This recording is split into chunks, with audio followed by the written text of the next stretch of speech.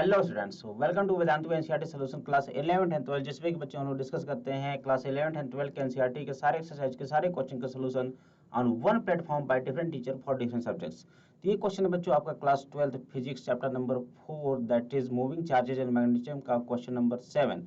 Question कह रहा है बच्चों के two long and parallel straight wires and A and B carrying currents of 8 ampere and 5 ampere in the same direction are separated by a distance of 4 centimeter. Estimate the force on a 10 centimeter section of wire. तो बच्चों सबसे पहले हम लोग figure बना लेते हैं। तो बच्चों अपने पास दो लॉन्ग और पैरेलल वायर्स है, मतलब लॉन्ग मतलब बहुत ही लंबे हैं, राइट, यानी कि इनफाइनाइट लेंथ वाले वायर्स हैं। ठीक है, तो ये हो गया बच्चों हमारे पास दो इनफाइनाइट लेंथ के वायर। इसको हमने ऐसे डॉट डॉट बना दिया ताकि हमें पता चल जाए कि क्या है, इनफाइनाइट लेंथ के। क्लियर है। इसमें पहले वाले में बोल दिया बच्चों की जो करंट है इसको बोल दिया IA और इसमें बोल दिया IB। दोनों में करंट बच्चों सेम डायरेक्शन में फ्लो हो रहा है, ये देखिए बता रखा है। तो IA की वैल्यू बच्चों देख रखी है हमें कितना, 8 एम्पियर। IB की वैल्यू कितनी है बच्चों, दूसरे में जो करंट फ्लो हो रही है वो कितनी दे रखी है, 5 एम्पियर। क्लियर सभी के बाद।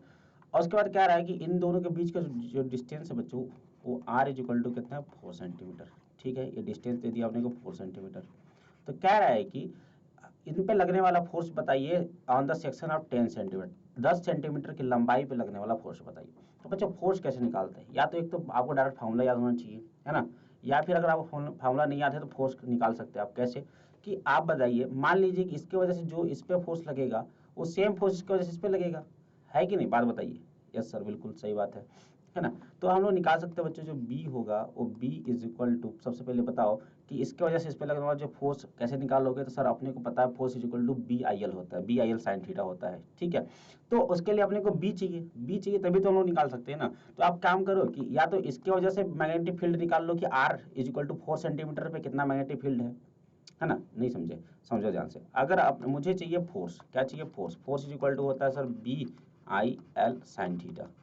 ठीक है, लगने वाला फोर्स।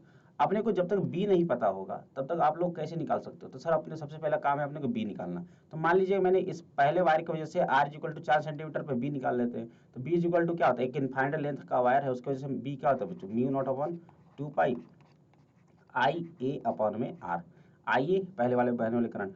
क्लियर है, चलो अभी हो गया B। अब अपने को चाहिए कि फोर्स, तो फोर्स इज इक्वल टू क्या हो जाएगा बच्चों, फोर्स इज इक्वल टू हो जाएगा सर, ये हो जाएगा म्यू नॉट अपॉन में 2 पाई IA बटा में R। ये तो हो गया B इंटू करंट। इसमें करंट कितना फ्लो हो रहा है, तो इसमें करंट हो रहा है बच्चों IB इंटू इसका लेंथ अपने कितना ले रहे हैं, 10 सेंटीमीटर ले लिया 10। और एंगल थीटा, थीटा क्या होता है बच्चों, मैग्नेटिक फील्ड और उसके मतलब इसके बीच का एंगल, लेंथ के बीच का एंगल। तो आप देख सकते हो मैग्नेटिक फील्ड और इसके वजह से मैग्नेटिक फील्ड किधर होगा बच्चों, इसकी वजह से मैग्नेटिक फील्ड होगा अंदर की ओर, है ना। अब अंदर की ओर डिस्टेंस के बीच अगर देखा जाए फोर्स एंगल देखा जाए तो कितना है, 90 डिग्री। तो साइन हो गया बच्चों ये 90 डिग्री, कितना होगा, साइन 90 डिग्री। तो आप देखिए जरा बच्चों, तो जो फोर्स निकल के आ रहा है वो फोर्स कितना आ रहा है sir, mu naught IA IB L upon में 2 पाई आर। क्या लिखेंगे हम लोग, force is equal to mu naught upon 2 pi IA IB L upon में R। क्लियर है। अब सारा वैल्यू दे रखा, लिख दीजिए। म्यू नॉट अपॉन 2 पाई की वैल्यू सभी को पता है कितना होता है, 2 इंटू 10 टू द पावर -7।